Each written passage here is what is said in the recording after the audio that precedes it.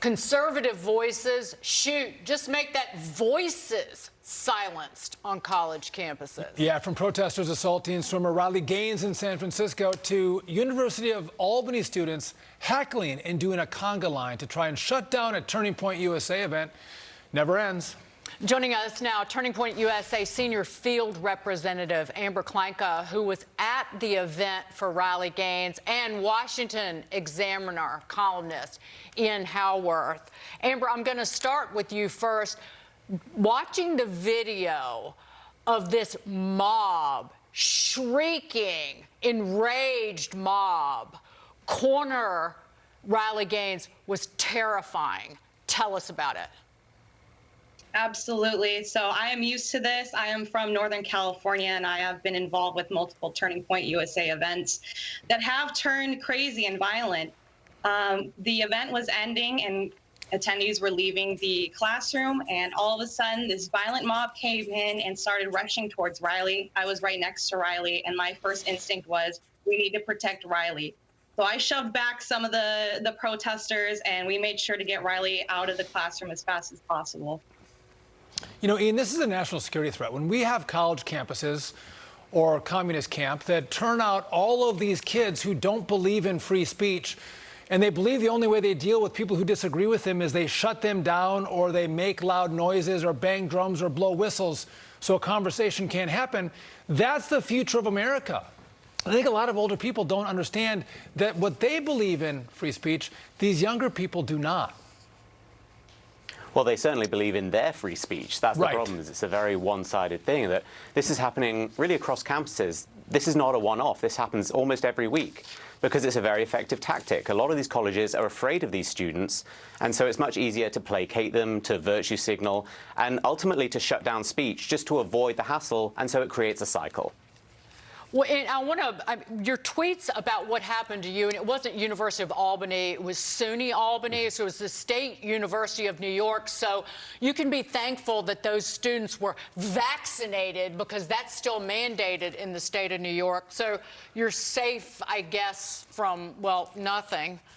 But your tweets on what happened to you at SUNY Albany were quite funny. You see the conga line, so there's cultural appropriation of, as you wrote, Cuba, and they were eating the Turning Point USA pizza.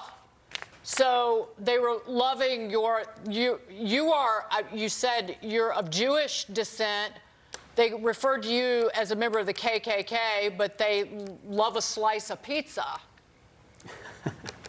I mean, absolutely. They think we're all a bunch of fascist Nazis who hate transgender people, but they just can't turn down free pizza. I think that just shows really the insanity of it. If we are as evil as they say we are, then surely our food just would turn to ash in their mouth. But pizza's just as delicious. I guess pizza can bring everyone together, even rabid socialists like these students. You know, Amber, how long was Riley stuck in the room, and how long did it take for law enforcement to come and break up this mob and provide safety for her?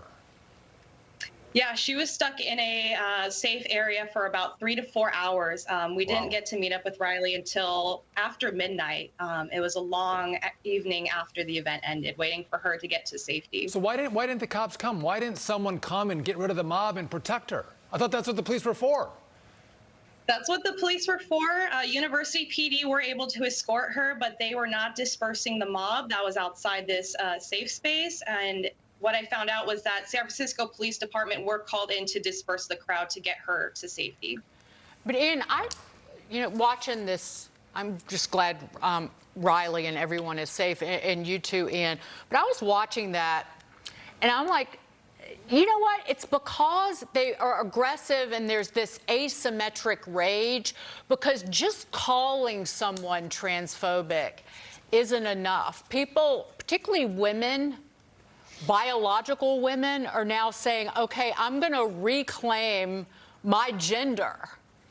You know, I'm going to reclaim the fact that I can bake a baby inside, and I am a giver of life.